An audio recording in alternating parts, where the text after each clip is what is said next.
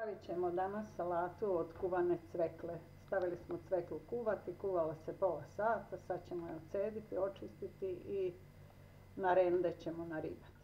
Sad kad smo ogulili cveklu, znači skuvana, očistili od korice, sad ćemo da je rendamo na rende.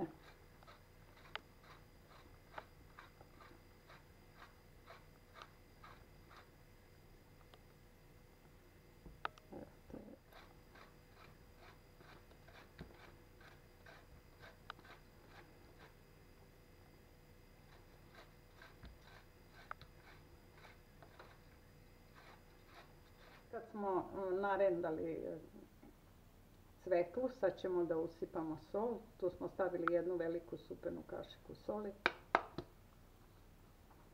Šećera sam 2 kašike stavila, jer ako nije dovoljno, nema šećera, nije baš ukus. I stavili smo kašiku i po sirćeta.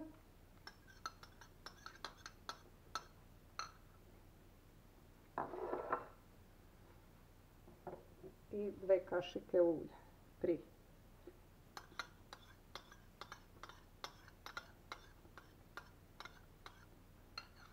A normalno vi ćete po ukusu kako vam se bude dopalo, tako ćete vi dodati nečeg više ili manje.